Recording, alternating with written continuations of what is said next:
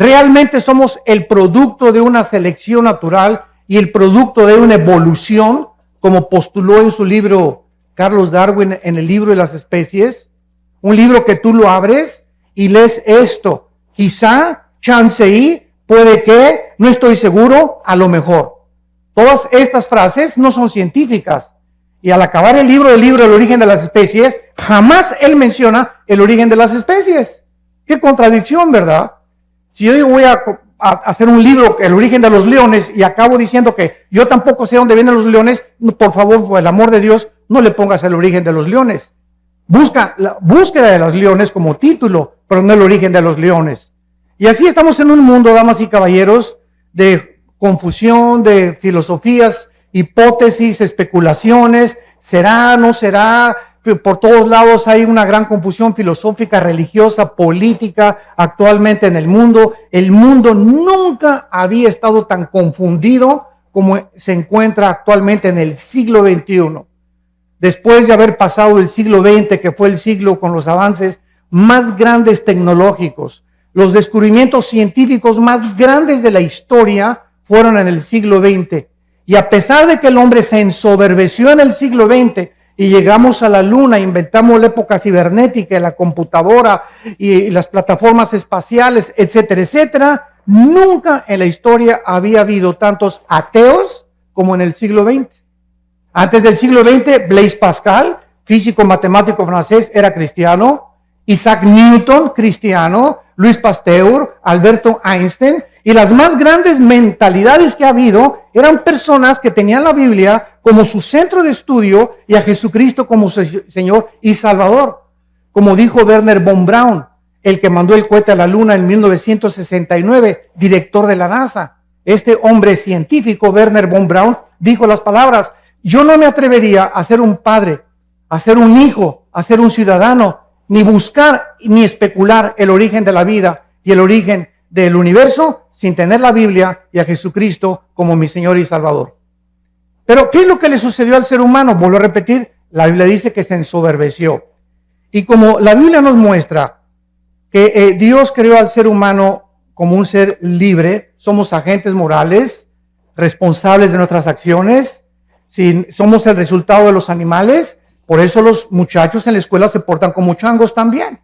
Cuando se les comienza a enseñar que venimos de los animales, no hagas lo que este padre de familia le dijo a un muchacho hace poco en una universidad. Oye, hijo, le dijo el hijo al papá, ¿tú crees en Dios, papá? Y el papá le contestó, no, yo no creo en Dios. Y le dijo entonces el hijo, entonces, ¿por qué me exhortas a no fumar marihuana?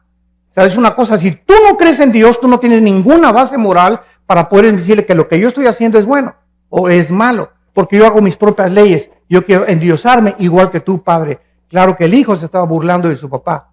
Pero este es al punto donde se llega de la increíble confusión que existe de los famosos hombres o mujeres o maestros en las universidades que llenan actualmente las universidades del mundo diciendo a los estudiantes que son ateos y que no existe absolutamente nada. Y esta es la razón de tanta confusión, donde ya el mundo perdió la brújula.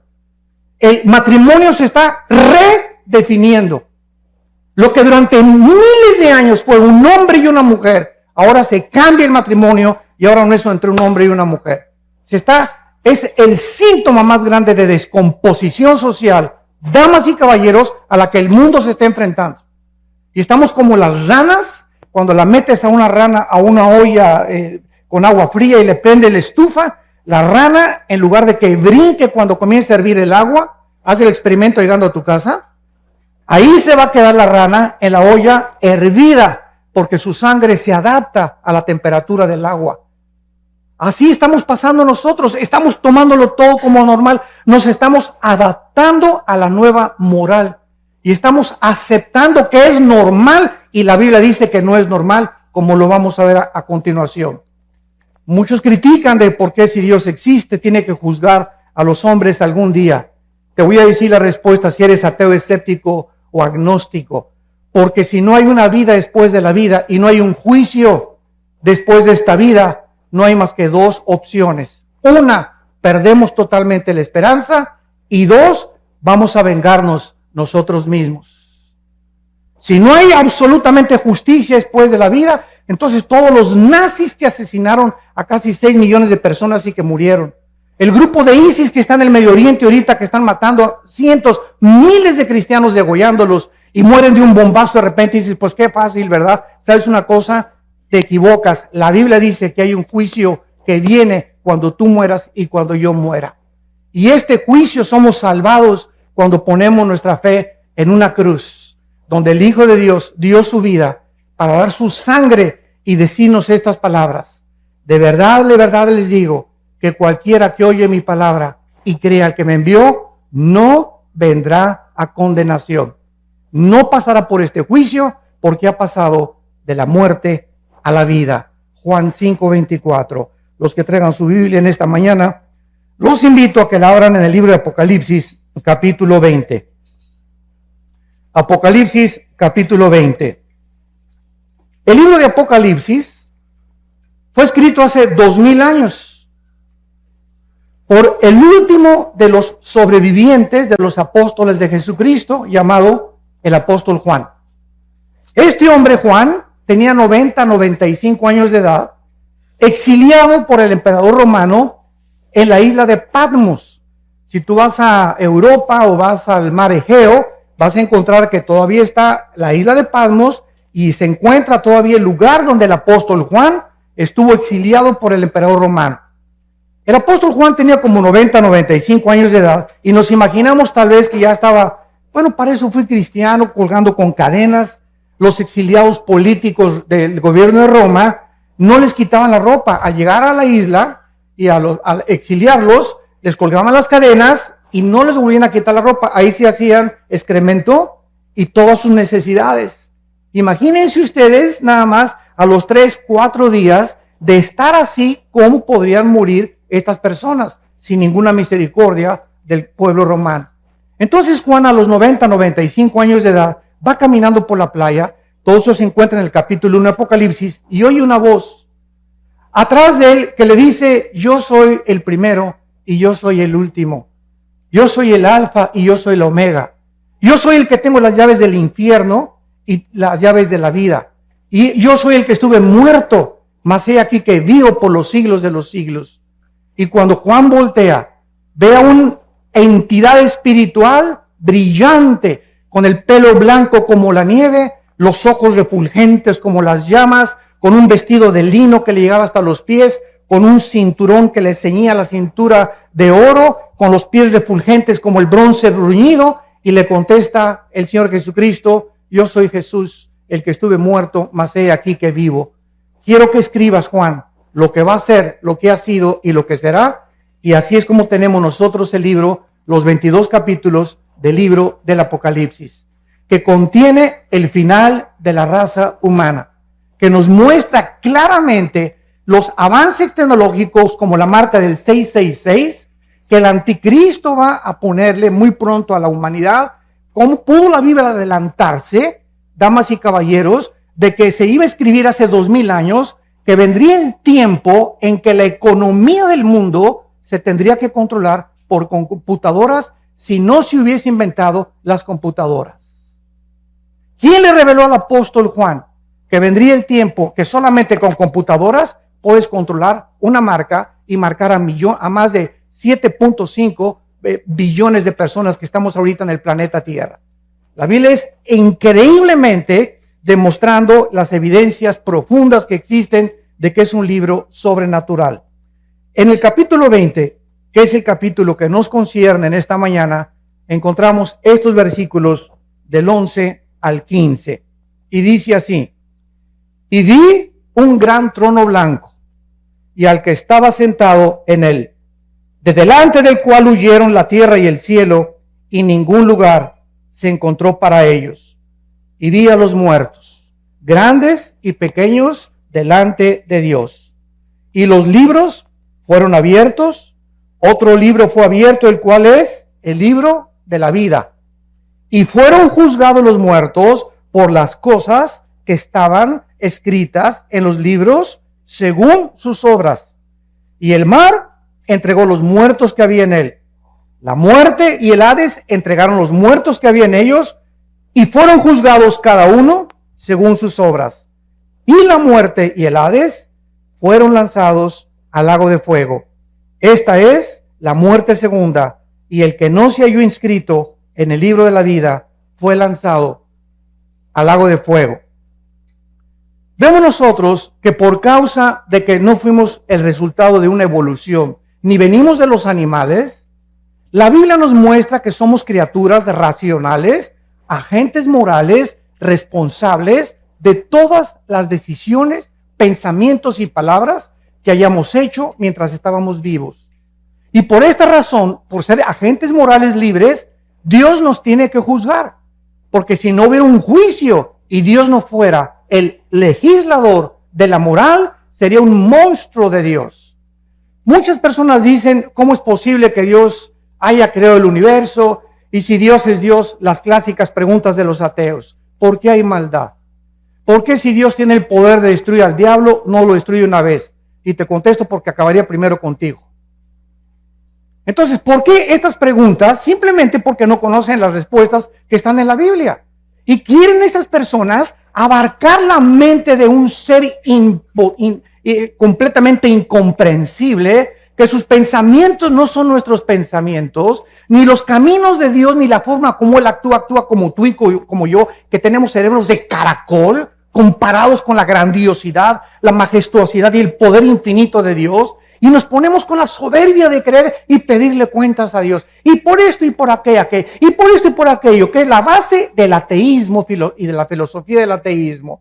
¿Por qué esto y el otro? Porque su mente no comprende estas cosas, en su bitácora concluyen, ¿verdad? Pues como yo no entiendo por qué está pasando, y si yo fuera Dios, hago a un lado a Dios y descarto a Dios de mi vida. Porque intelectualmente no puedo aceptar un Dios con estas condiciones. ¿Qué cosa más terrible? Y quiero decirles que antes de que yo fuera cristiano era ateo. Yo profesé el ateísmo durante 7 años. Y formé parte del Partido Comunista Mexicano. Y comprendí la teoría de Hegel, la dialéctica materialista. Y mi héroe era Nikolai Lenin desde la Revolución Rusa Bolchevique en 1917. El Che Guevara tenía un inmenso póster arriba de mi cama del Che Guevara, etcétera, etcétera. Porque como todos los jóvenes idealistas, buscamos siempre identificarnos con algo. Yo quería entregarle mi vida a alguna cosa que valiera la pena. Una revolución armada. Vamos a cambiar esto. Vamos a un gobierno utópico, es lo que estaba buscando, porque no hay ningún sistema de gobierno, llámese socialismo, comunismo, democracia, que es el mejorcito de los gobiernos, pero tampoco es perfecto. No existe un gobierno, porque el ser humano, dice la Biblia, somos seres imperfectos. Entonces luchamos contra algo que queremos cambiar porque traemos la eternidad en el corazón. Buscamos la justicia todos, buscamos la verdad, buscamos algo con que identificarnos que valga la pena. Estamos hartos de tanta hipocresía, de tantas cosas en el mundo. ¿Por qué? Porque fuimos hechos a la imagen y semejanza de Dios. Jamás he visto un grupo de conejos preocupados, ni de changos tampoco buscando el universo, de dónde vengo, quién soy, a dónde me dirijo. ¿Por qué? Porque estas son características únicas, peculiares, que Dios derramó en el ser humano. Vemos en primer lugar que el apóstol Juan dice lo siguiente: vi un gran trono blanco y al que estaba sentado en él. Dice la Biblia que hay un trono. Un trono es un símbolo de autoridad y de gobierno. Hay un ser en el universo, en algún lugar en el universo, donde Él está gobernando el universo con el poder de su palabra. Y este Dios que está sentado ahí en su trono, dice Juan que Él lo vio, porque Juan fue sacado de espiritualmente de su espíritu. La Biblia dice que somos espíritu, que tenemos un alma y que vivimos dentro de un cuerpo. No hay ningún libro que te pueda decir de qué está formado el ser humano. Freud quiso penetrar en la mente subconsciente, creyendo que el ser humano, en la psique se encontraba su problema, y trató de hipnotizar a los pacientes enfermos con histeria y con paranoias y con esquizofrenias, etcétera, etcétera, y tratar de inconscientemente traerlos al consciente para que su subconsciente fuera sanado. Sin embargo, Freud se enfrenta solamente a la mente. Ese fue su grande fracaso. El problema del ser humano es mucho más profundo que la psique, que la mente, y la Biblia nos dice: el problema del ser humano es espiritual. El hombre es espíritu, tú eres espíritu y yo soy espíritu, tenemos un alma. El alma es la mente, las emociones, los sentimientos y la voluntad. Y vivimos dentro de un envase, este cuerpo que todos los días se deteriora y perdimos millones de células cada día, y que cada vez envejecemos. Es un cuerpo completamente que va a desaparecer y nos van a enterrar en la tumba, o que te cremen. No importa cómo acabemos en la panza de un tiburón o de un temblor, no importa cómo el cuerpo muera. Jesucristo dijo: yo soy la resurrección y la vida. Y quiero decirte que no importa a la edad que mueras, ni cómo mueras, te voy a volver a levantar, como levanté a Lázaro cuando le dije: Lázaro, que tenía 3 días descompuesto su cuerpo, donde las neuronas del cerebro estaban completamente ya destrozadas, donde la sangre ya no estaba circulando, estaba ya casi coagulándose. El Espíritu entra dentro de Lázaro y sale de la tumba para demostrarnos que solo Cristo, no Buda, ni Mahatma Gandhi, ni el Gurú Maharishi Kachi Marakakachi, ni el Dalai Lama, que el Dalai Lama le dijo en 1992 al Papa Juan Pablo II que él era Dios. Me acuerdo que yo mandé un correo a la embajada china y le dije al Dalai Lama: si usted es Dios, díganos cuándo va a resucitar. Anúncienos, si usted es Dios, tiene el pulso de la vida. Y solo hay un nombre que anunció con anticipación: el Hijo del Hombre será entregado en manos de pecadores y resucitará a los 3 días. Y así fue, cuando Él resucita, era el sello de Dios de que Él era el Hijo en el cual Dios tenía su complacencia. Y la Biblia dice: a Él oíd. Y desde ese momento, cuando yo supe eso, me di cuenta que era la única persona que valía la pena oír, y que dijo: yo soy el camino, la verdad y la vida. Había estudiado yo a Buda, a Mahatma Gandhi, al Dalai Lama, a Confucio, a Zoroastro, a los gurús, etcétera, etcétera. Había estudiado todos los líderes filósofos y religiosos que ustedes ponen a enunciar, y comparé todos los libros: el Tripitaka de Buda, el Zoroastro, los Vedas de los persas, el Corán de los musulmanes. Todos los libros sagrados los comparé con la Biblia, y a todos los líderes sagrados los comparé con Jesucristo, y ni siquiera pude atreverme a decir que había alguna comparación. Ningún libro sagrado contiene la información de la Biblia. Ninguno de los líderes que han existido en el mundo ni siquiera se puede atrever a compararse con la vida inmaculada, preciosa, maravillosa, celestial del Hijo de Dios, Jesucristo. Este juez, dice la Biblia en el libro de Hechos, capítulo 10, que será Jesucristo. La Biblia lo anunció con muchos años de anticipación con estas palabras: como Dios ungió con el Espíritu Santo y con poder a Jesús de Nazaret, y como éste anduvo haciendo bienes y sanando a todos los oprimidos por el diablo, porque Dios estaba con él. Y nos mandó que predicáramos al pueblo y testificáramos que Él es el que Dios ha puesto por juez de vivos y de muertos. De este dan testimonio todos los profetas, que todos los que en Él creen reciben perdón de pecados por su nombre. Este hombre que vio Juan en el trono era Jesucristo. Ese Cristo que murió entre 2 ladrones, crucificado, ensangrentados de los pies a la cabeza. Dice Isaías 52 que cualquiera que hubiera visto a Cristo era un guiñapo humano, era un monstruo en la cruz, que ni siquiera su madre, la Virgen María, lo podría reconocer. ¿De qué forma los romanos, que eran expertos en la tortura y en la crucifixión, deformaban completamente? Eran pedazos de carne los que colgaban ya en la cruz, de todos los latigazos y toda la tortura que ejecutaban antes de llevarlos a lo máximo de crueldad que el ser humano puede imaginarse. Y este hombre, Jesucristo, nos da la respuesta. ¿Cómo es posible que el Hijo de Dios, el creador del universo, que nació de una Virgen María, que nació en un pesebre, que vivió durante toda su vida enseñándoles a 12 hombres, nosotros hayamos hecho esto con el máximo creador del universo? ¿Por qué Cristo estaba como estaba en la cruz? Y la respuesta nos da la Biblia: porque eso es lo que el pecado nos hace y nos convierte. El pecado nos convierte en monstruos. Es el pecado la razón, no es Dios, de tanta envidia, de tanta amargura, de tanto odio del ser humano, de tantos robos, de tanta violencia. Es el pecado. Tenemos una naturaleza contradictoria. Tú le preguntas a una persona que fuma: Oye, compadre, ¿por qué fumas? ¿Que no sabes que el cigarro te destruye los dientes, las encías, la laringe, la tráquea, el esófago, los pulmones, los alvéolos pulmonares, todo? Y te contesta, pues sí, compadre. ¿Y no ves que la cajetilla dice, este producto no sirve para la salud? ¿Por qué lo sigues haciendo? ¿Qué te contesta esa persona? Pues no, chepo, porque me gusta.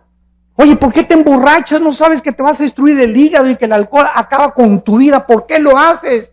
Porque la Biblia tiene razón. Somos autodestructivos. Somos autodestructivos.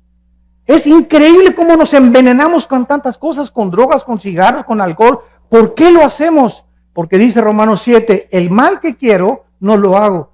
Sí, no, el bien que quiero no lo puedo hacer. Entonces, cuando me propongo hacer el bien, encuentro, dice Pablo, algo dentro de mi naturaleza que me lleva contrario a la ley del Espíritu y hago las cosas que yo no quiero hacer. Yo no quería adulterar, yo no quería fumar marihuana, yo no quería hacer esta cosa, pero dentro de mí había algo que me decía, hazlo, adultera, fornica, vete con un hombre, vete con una mujer, porque estamos continuamente destruyendo nuestra alma.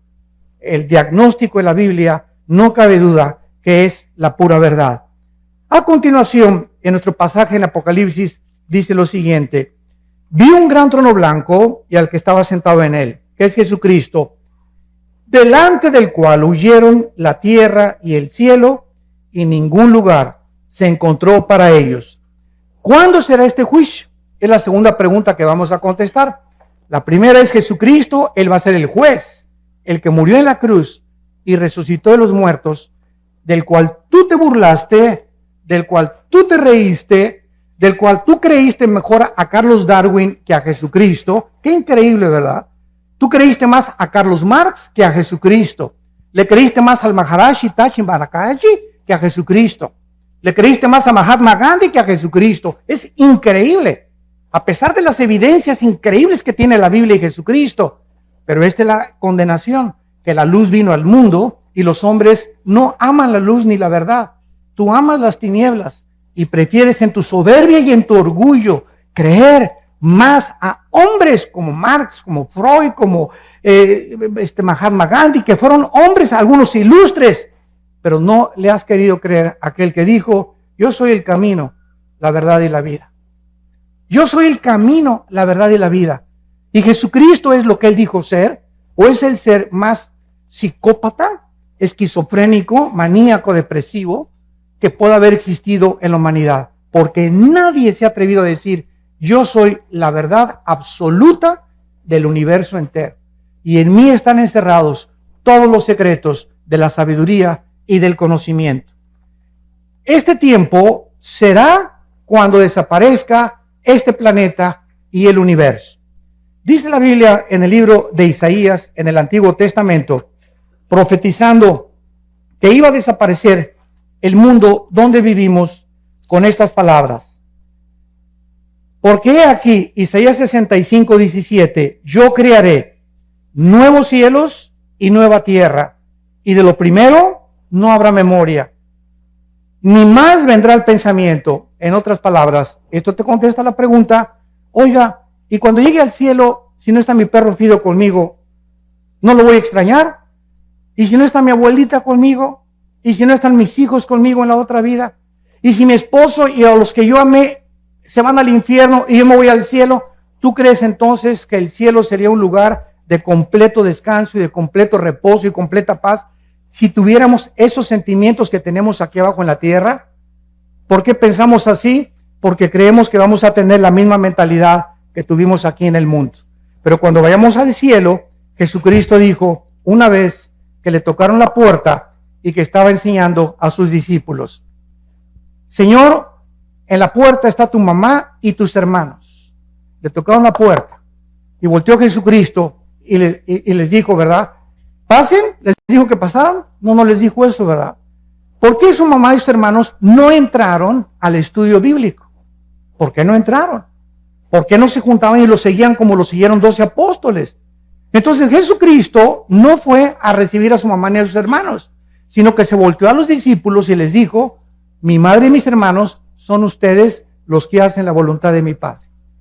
Entonces, en el cielo, nuestros padres y hermanos que tuvimos aquí no necesariamente van a estar con nosotros.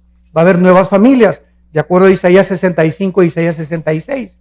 Y ya no habrá más memoria de tu perro, ni de tu novia o de tu exesposa. Pero hay algo que es también importante. Las familias, de acuerdo a Isaías 65, las familias que en esta vida fueron todos cristianos y los hijos cristianos, seguiremos viviendo como familia en la otra vida.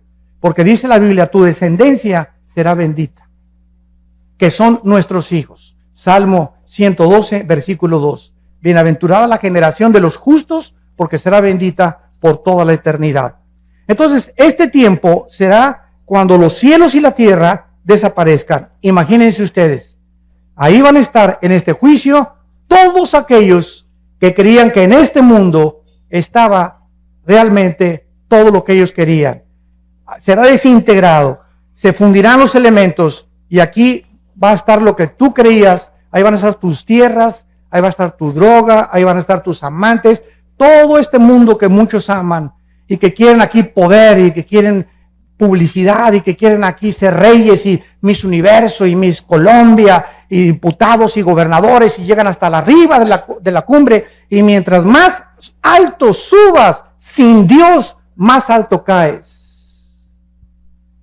Es el problema de los que llegan a la cumbre, artistas, cantantes, deportistas, llegan a la cumbre y algo les pasa. No fuimos hechos para llegar a la cumbre, para recibir tanto aplauso y tanto amor y tanto honor sin descomponernos. La naturaleza humana se descompone con los halagos, con los barberos detrás de ti. Te descomponen porque el ego es muy grande de nosotros.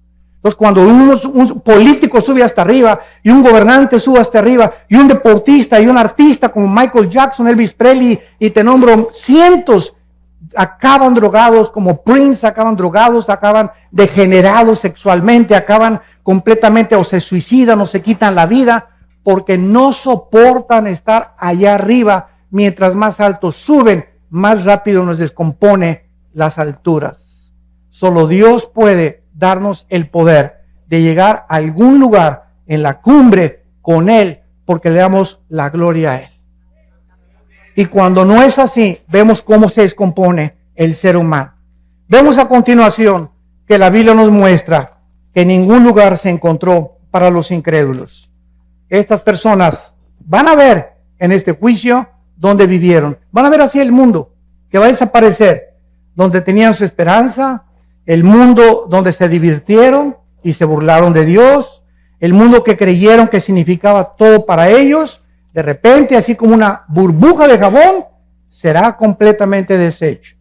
Dice Marcos 8:34 que Jesucristo le dijo a la gente: todo el que quiera salvar su vida la va a perder, y el que pierda su vida por causa de mí y del evangelio la salvará.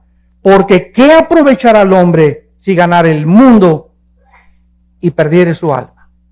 ¿De qué te sirve haber llegado a Miss Guerrero, gobernador de Guerrero, senador, diputado, presidente de la República? Dime lo que tú quieras.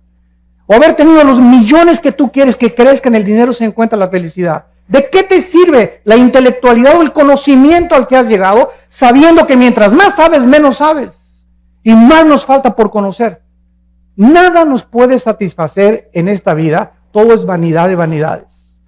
Todo es vacío sin Dios. Nada tiene ningún propósito sin Dios, porque fuimos creados para Él. Fuimos creados para tener comunión con Él, damas y caballeros. Entendámoslo. Cualquier otra cosa siempre te dejará vacía tu alma. Vas a llegar donde tú creíste que querías llegar. Y después de eso te das cuenta que sigues vacío. Como dijo un expresidente de México, a los 65 años de edad, un año antes de morir.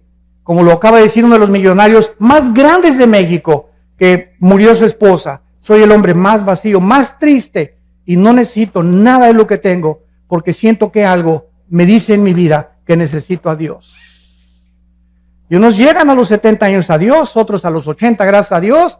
Pero ¿por qué tienes que llegar a esa edad sin darte cuenta que fuimos creados para encontrar a Dios? Para que Él nos ayude a ser hombres, mujeres, para que nos ayude en nuestro matrimonio, para que sepamos cómo educar a nuestros hijos, cómo administrar nuestros negocios, cómo vivir en la vida, a qué darle prioridad en la vida, si es a mi esposa o a mis hijos o a mi trabajo. Y cuando buscamos a Dios primero y sobre todas las cosas, todas las demás cosas nos son añadidas. Vemos en segundo lugar, que dice Apocalipsis 20, versículo 12, y vi a los muertos, grandes y pequeños, delante, de pie ante Dios. Aquí no está hablando de los altos y los chaparritos. Cuando dice los grandes y los pequeños, está hablando que en este juicio estarán los grandes, o sea, los gobernantes, todos los presidentes que han existido en la historia, todos los dictadores que han existido en la historia, Hussein, Benito Mussolini, José Stalin, Hitler, etcétera, etcétera. Todos estos grandes hombres gobernantes, reyes, magnates, millonarios, que abusaron de su autoridad, que abusaron del pueblo, que explotaron a las naciones y a los pueblos, que fueron déspotas y tiranos, serán juzgados, dice la Biblia. Así que no tenemos por qué perder la esperanza ni por qué tomar venganza. Dios ha establecido un día en el que ha de juzgar a los vivos y a los muertos. Pero también dice a los pequeños. ¿Quiénes son estos? Los esclavos, sirvientes, trabajadores, campesinos e indígenas también. Los más exaltados y también los que están hasta abajo. Nadie se le va a escapar al juicio de Dios. Ahora, ¿sobre qué base va a juzgar Dios tu vida y mi vida? Dice el versículo 12, y fueron abiertos los libros. Y el libro de la vida, y fueron juzgados los muertos por las cosas que estaban escritas en los libros según sus obras. La Biblia dice que cuando una persona nace en este mundo, desde Adán y Eva, todos los nombres de todas las personas, desde Adán y Eva, están escritos en un libro. Hay el libro de la vida y el libro de la vida del Cordero. Son dos completamente diferentes. Y el otro libro, que es el de los registros que vamos a ver. En el libro de la vida están escritos todos los seres humanos. Todos los que rechazaron a Cristo serán borrados del libro de la vida. Todos los que en el libro de la vida han recibido a Cristo son pasados al libro de la vida del Cordero. Veamos esta verdad en Apocalipsis capítulo 13. Y dice así, en Apocalipsis capítulo 13, hablando acerca del anticristo y de todas las personas que él va a perseguir, dice el versículo 8, y lo adoraron, o sea, el anticristo, todos los moradores de la tierra, cuyos nombres no estaban escritos en el libro de la vida del Cordero, que fue inmolado desde el principio del mundo. Estuvieron escritos en el libro de la vida de Dios, del Padre, pero no en el libro de la vida del Cordero. Tú eres inscrito en el libro de la vida del Cordero cuando recibes a Cristo como tu Señor y como tu Salvador. Ahora, cuando alguna persona va a ser juzgada, vemos nosotros que vamos a ser juzgados, dice aquí, por las obras. Y estos libros, si lo notas bien, dice así: si alguno tiene oído, oiga, porque estas personas serán juzgadas por las cosas escritas según sus obras. En otras palabras, no todos los seres humanos tendrán el mismo castigo. Esto lo podemos ver en un ejemplo que Cristo hizo en Mateo capítulo 11, hablando de dos ciudades. Cristo dijo en Mateo 11, 21 al 24, ay de ti Corazín y de ti Betsaida, porque si en Tiro y en Sidón se hubieran hecho los milagros que han sido hechos en vosotras, tiempo ha que se hubieran arrepentido en silicio y ceniza. Por tanto les digo que en el día del juicio, del cual estamos hablando, será más tolerable el castigo para Sidón y para Tiro y Sidón, que para ustedes. En otras palabras, la Biblia dice que las personas, aquí está otra respuesta, que nunca oyeron hablar de Cristo. Cuando yo voy a alguna universidad, a algún seminario teológico, siempre me lanzan las mismas preguntas. ¿Y qué de las personas budistas, musulmanes, indígenas que nunca oyeron hablar de la Biblia ni de Cristo? La Biblia tiene respuestas para cada cuestionamiento intelectual.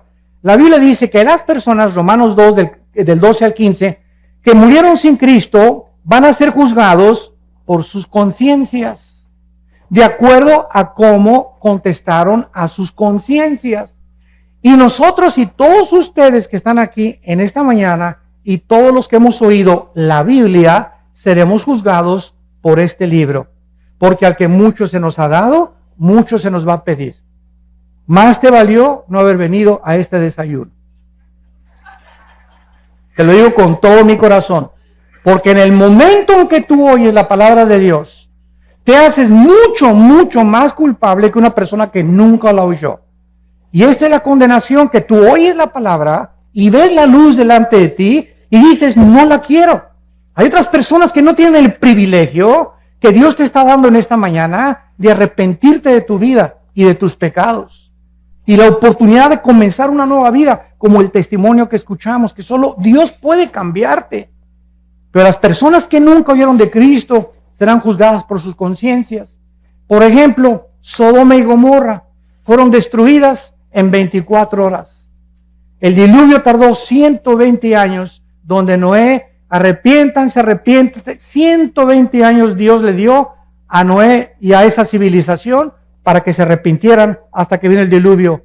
A Sodoma y Gomorra le dio 24 horas.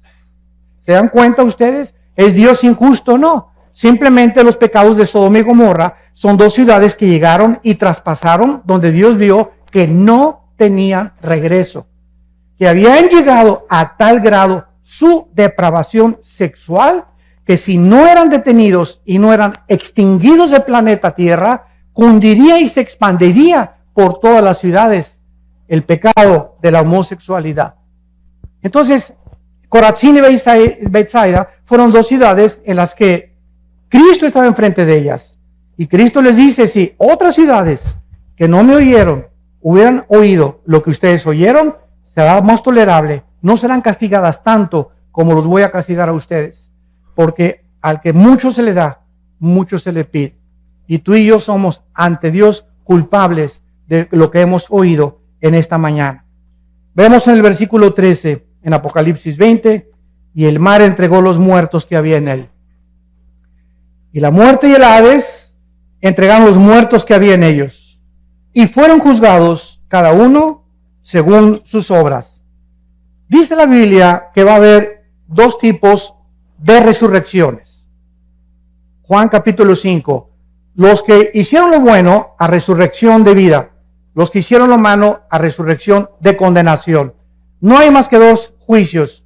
Los que hemos recibido a Jesucristo, ya no vamos a ser en la muerte juzgados por nuestros pecados. Seremos juzgados por nuestras obras, nada más, sin perder la salvación. Para recompensas o rechazo de recompensas. Pero aquellos que fueron juzgados y que no resucitarán hasta la segunda resurrección, son los que menciona Apocalipsis 20, del 11 al 15, que es el pasaje que estamos estudiando. Entonces, la primera resurrección tiene varias resurrecciones. Primero fue Cristo, después los que estaban con él, que son las primicias, después viene el arrebatamiento de la iglesia, vamos a hablar mañana del arrebatamiento de la iglesia, después viene el arrebatamiento de los 144,000, la resurrección de los 2 testigos, la resurrección de los mártires de la gran tribulación, y después la resurrección al final del milenio de los que entraron con cuerpos no glorificados y que van a resucitar antes de los cielos y la nueva tierra. Entonces, toda esta resurrección de los justos se llama la primera resurrección. Y la segunda resurrección, dice el versículo 14, y la muerte y el Hades fueron lanzados al lago de fuego. Esta es la muerte segunda. Damas y caballeros, la Biblia no considera la palabra muerte cesar de existir. La muerte en la Biblia significa separación. Entonces, cuando dice la Biblia que la muerte segunda vendrá a ellos, es porque tú vas a morir físicamente y yo también una vez. Y después de que tú mueras físicamente, vas a morir otra vez si eres lanzado al infierno. Tuviste 2 muertes y un solo nacimiento. El cristiano tiene 2 nacimientos, nací de mi mamá y nací del Espíritu Santo. Y moriremos una sola vez, físicamente. Porque al morir nos están esperando los ángeles para llevarnos a la presencia de Dios. Y no porque seamos buenos ni mejores que los demás, simplemente por haber creído en el nombre del Hijo de Dios. Y cuando lleguemos al cielo nos vamos a quitar las coronas, dice Apocalipsis 4, y se las vamos a dar a Cristo y le vamos a decir: Padre, no merezco ni la corona, porque por tu gracia y por tu misericordia nosotros somos lo que fuimos mientras estábamos en este planeta. Y saldrán del mar, dice la Biblia, todos los que murieron en los océanos Atlántico y Pacífico, el mar Mediterráneo, el mar Egeo, el Golfo Pérsico, los mares Rojos y Muerto, todos los que murieron en avionazos, hundimientos de barcos o que se los comieron los tiburones, van a salir del mar. Y los demás saldrán del centro de la tierra, y dice: y la muerte y el Hades fueron resucitados y entregados a ellos y juzgados por sus obras. ¿Qué es el Hades? El Hades es una prisión en el centro de la tierra, donde si tú mueres sin Cristo, inmediatamente en segundos desciendes al centro de la tierra. Es como una prisión temporal, donde estás esperando hasta después del milenio o del reino milenial de Jesucristo. Vas a ser resucitado para presentarte a este juicio y juzgado por tus obras. El Hades es una prisión en el centro de la tierra, donde están únicamente los espíritus de los seres humanos desde Adán hasta nuestros días que rechazaron a Dios. El infierno es el lugar donde van a ser lanzados. Y cuando nosotros estudiamos la Biblia, nos damos cuenta que esta profundidad o esta prisión que se encuentra en el centro de la tierra, van a salir todos los que... The magic of your love for me is my soul destiny, that I am miracle of my streets.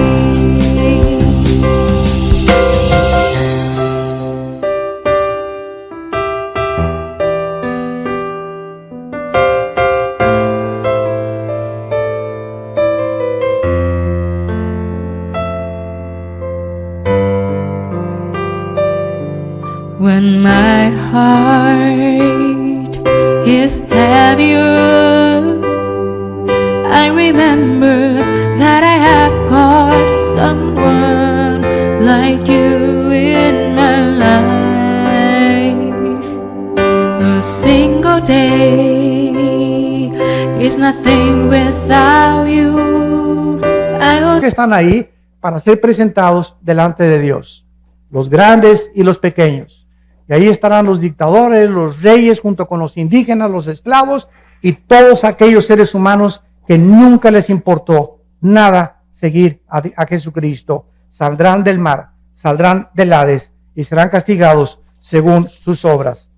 Y finalmente, dice la Biblia que todas aquellas personas que van a resucitar para presentarse delante de Dios, notas lo que dijo: y los vi parados delante de Dios. Y vi a los muertos de pie ante Dios. ¿Por qué vas a estar de pie? Porque en el día del juicio ya no hay oportunidad para que te arrepientas. Ya nadie va a caer de rodillas: Señor Jesucito, perdóname, por el amor de Dios, sacar tu estampita de Santadeo, ¿verdad, Señor? Pero nada, se acabó ya, ni agua bendita, ni escapulario, ni gritos, ni Ave María, ni santos. No va a haber nada absolutamente en ese momento. Estás dispuesto ya para ser lanzado, y no es un momento de arrepentirse. Simplemente Dios va a demostrar en este juicio, escuchen esto, que Él es lo suficientemente justo para decirte: yo no te quise lanzar al infierno. Como me dijo una señora hace mucho tiempo: ay, señora Alducin, fíjese que pues yo creo que Dios es peace and love, y todos algún día nos vamos a ir al cielo. Dios no manda a nadie al infierno. Le dije: doña Chola, amén, amén y amén. Dios no manda a nadie al infierno, ellos se van solitos. Porque de tal manera amó Dios al mundo que ha dado su Hijo unigénito, para que cualquiera de ustedes que en esta mañana crea en Él no se pierda, mas tenga la vida eterna. En esta vida tú estás escogiendo.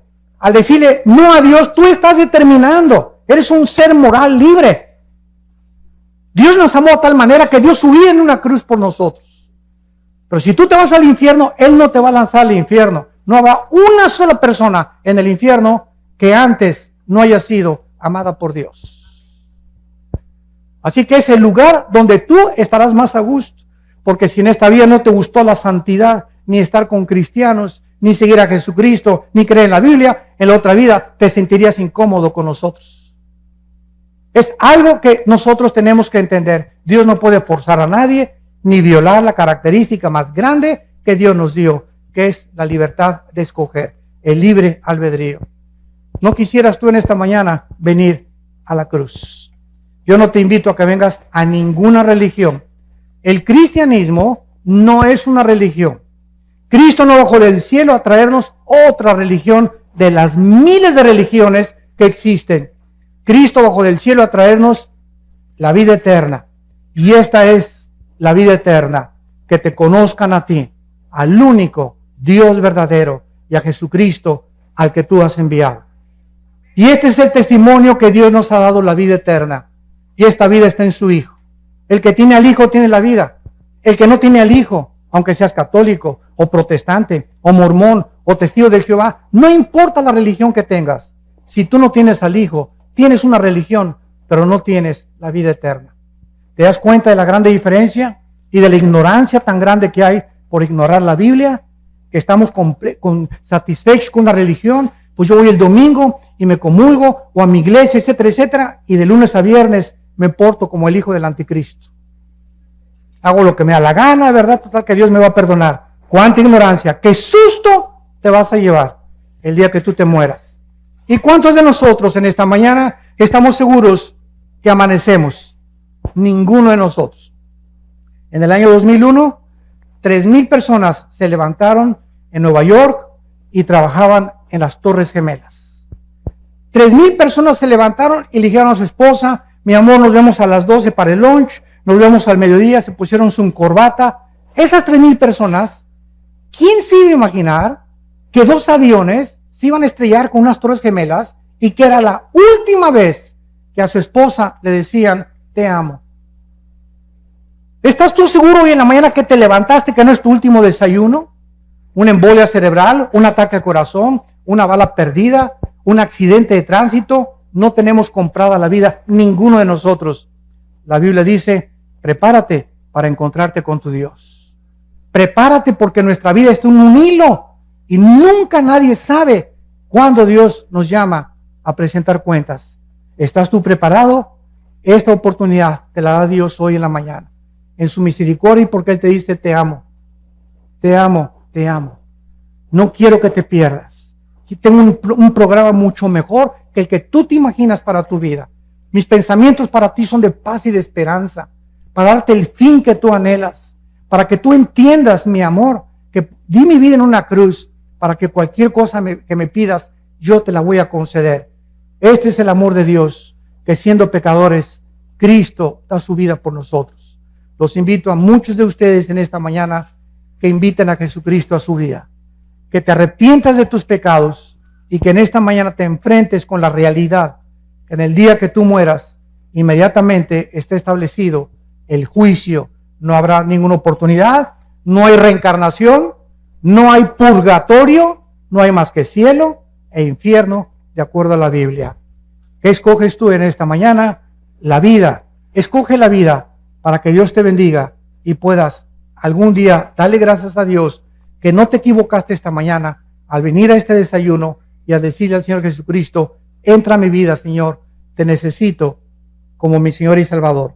Les pido que inclinen sus cabezas por unos segundos.